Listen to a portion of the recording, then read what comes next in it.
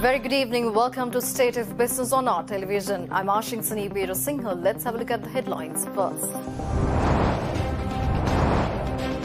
Government to set up a budget implementation unit. Loss-making Satosa is now on the track under the new government, Minister says. News in detail. Treasury Secretary S.R. Artikula, speaking to a local daily newspaper, states that the Finance Ministry will launch a budget implementation unit to manage Budget 2021 proposals to ensure that it meets the government's objectives of rearranging the country's economy for the betterment. In an exclusive interview with a local newspaper, Treasury Secretary S.R. Artikula mentions that the implementation unit would address concerns over implementation, and he added that all budget proposals would be implemented with at least 8 largely tax and loan-oriented proposals that are already rolled out. He further added that he has already identified the officers to be assigned and they have already started work on this regard, while departments have been structured to also meet the new demands. Moreover, speaking about the ways of financing Budget 2021, Artikula added it will be predominantly financed by domestic currency. Pertaining to reforms on the state-owned enterprise sector, Artikula highlighted that the government will introduce a regulatory framework providing the required commercial freedoms to the public enterprises in various sectors. The Asian Development Bank, in its latest Asian Water Development Outlook 2020, states that Sri Lanka has been ranked in the second lowest tier of the water security metric as measured by ADB. Thus, in the report, New Zealand is the most secure country, with Japan, Australia and South Korea close behind. The report further notes that Sri Lanka outperforms on urban water security controlling for gross national income. The ADB report also notes the difficulty of monetizing the benefits that investment in water would bring, and it says that this is a major restraint on policy and there is underinvestment in the sector.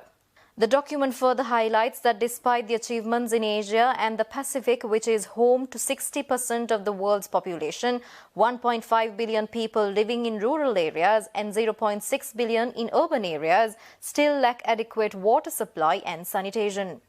It says that of the 49 Asian Development Bank members from Asia and the Pacific, 27 face serious water constraints on economic development and 18 are yet to sufficiently protect their inhabitants against water-related disasters.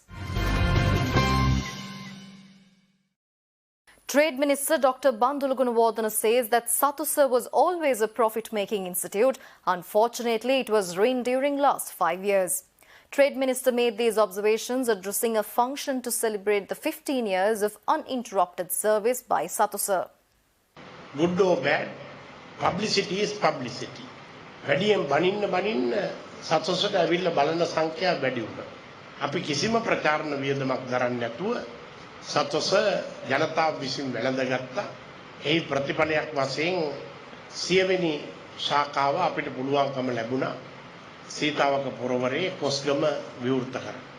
කාල පරිච්ඡේදයේ අවසානයේ වන විට 200කට ආසන්න සතොස ශාඛා ප්‍රමාණයක් ඒ අමාත්‍ය දූර කාල පරිච්ඡේදයෙන් නිම වෙනකොට අපිට ඇති කරන්න පුළුවන්කම ලැබුණා. ලක්ෂතොස කිසි දවසක මගේ කාල පරිච්ඡේදය තුලදී 7-5කවත් අලාභයක් වින්දි නැහැ. නමුත් අවාසනාවට 2015, 16, 17, 18, 19 යන වර්ෂවල දිගටම අලාභ විඳින ආයතනයක් බවට අසාමාන්‍ය ලෙස සේවකයන් පුරවනු ලැබූ ආයතනයක් බවට විවිධ වංචා දූෂණ අක්‍රමිකතා පිළිබඳ චෝදනා රාශියක් උරුම කරගත් ආයතනයක් ලෙස ඉතිහාසයේ සනිටුහනක් ඇති කළ යහපාලන 5 වසර තුල. Stay tuned for more news after this short break.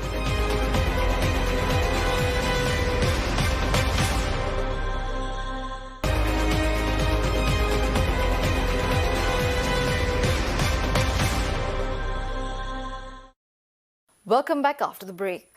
The United Nations assures support to Sri Lanka for the procurement, distribution and administering of COVID-19 vaccine. UN Resident Coordinator Hannah Singer gave this assurance to the Sri Lankan government on Tuesday at a meeting held at the Temple Trees. With several countries having started COVID-19 vaccination, the United Nations has assured Sri Lanka its support for procuring, distributing and administering of the vaccine. The pledge was made during a recent meeting between the Prime Minister Mahinda Rajapaksa and a UN delegation comprising of UN Resident Coordinator Hannah Singer, WHO representative Dr. Razia Pence and UNICEF representative Tim Sutton. The UN delegation and Sri Lankan officials agreed that vaccination at such a mass scale will require a whole-of-government approach to ensure Sri Lanka's preparedness for the delivery and administering of the vaccine once it arrives. In April this year, a global collaboration called Access to COVID-19 Tools Act Accelerator was established to accelerate the development, production and equitable access to COVID-19, diagnostics, therapeutics and vaccines. Under this program, the COVAX facility will offer vaccine doses for at least 20% of an eligible country's population, which will initially consist of high-risk groups. One of the key messages that emerged from the meeting from all officials is that people cannot become complacent even after receiving the vaccine. While studies are ongoing, doctors say it's still not certain how long the vaccine's protection will last. Furthermore, according to doctors, it's also uncertain whether the vaccine completely removes the virus or just reduces the viral load.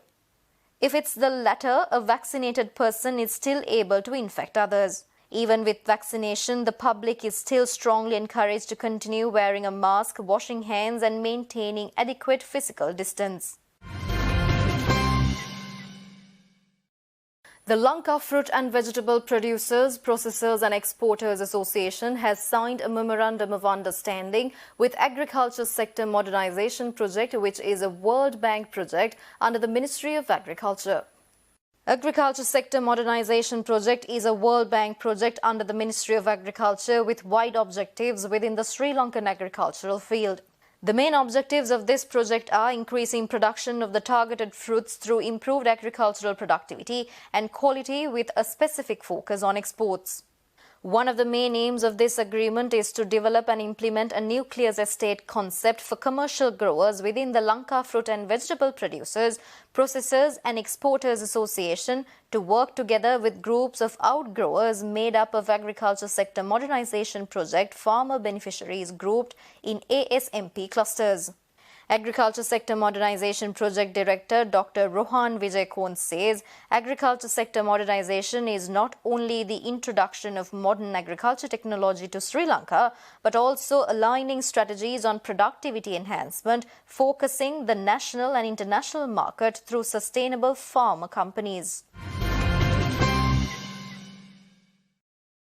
Defence Secretary retired Major General Kamal Gunaratne assured that the government will not allow the individuals from the underworld and illegal drug dealers to ruin the future of young generation in this country. Speaking to a team of media personnel in Colombo, Defence Secretary Gunaratne warned on such individuals and said that they can expect minimum punishment within the legal framework.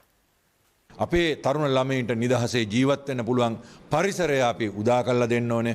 මහජනතාව අපිට හුඟක් මේ පිළිබඳ ඔත්තු තොරතුරු ලබා දෙනවා. ලබන වර්ෂයේදී මේක වඩාත් පුළුල්ව කරන්න අපි කටයුතු කරලා තියෙනවා. එහෙමනම් මේ වැඩපිළිවෙල අපි නවත්තලත් නැහැ, නවත්වන්නෙත් නැහැ. පාතාල ක්‍රියාකාරකම් කරන කට්ටියට දෙන්න තියෙන පණිවිඩය තමයි මේ රටේ අහිංසක මිනිස්සුන්ට අපේ අනාගත පරම්පරාවට නිදහසේ ජීවත් වෙන්න ඒ අය ඉඩ තියන්න ඕනේ. ඒ අය ඒකට ඉඩක් දෙන්නේ නැත්නම් අපි නීති මාර්ගයෙන් ඒ අය සම්බන්ධයෙන් ගත යුතු ඉහළම ක්‍රියාමාර්ගය ගන්න අපි කිසිම වෙලාවක පසුබට වෙන්නේ නැහැ. ඔය තර්ජන ගර්ජන මොනවාවත් අපි ඒවට කිසිම බයකුත් නැහැ. ඒ වගේම ඒ අයගේ ඔය ක්‍රියාකාරකම් මහජනතාවට එරෙහිව ක්‍රියා කරන්න අපි ඉඩ දෙන්නෙත් නැහැ. And that's all the news for today. Take care. Good night.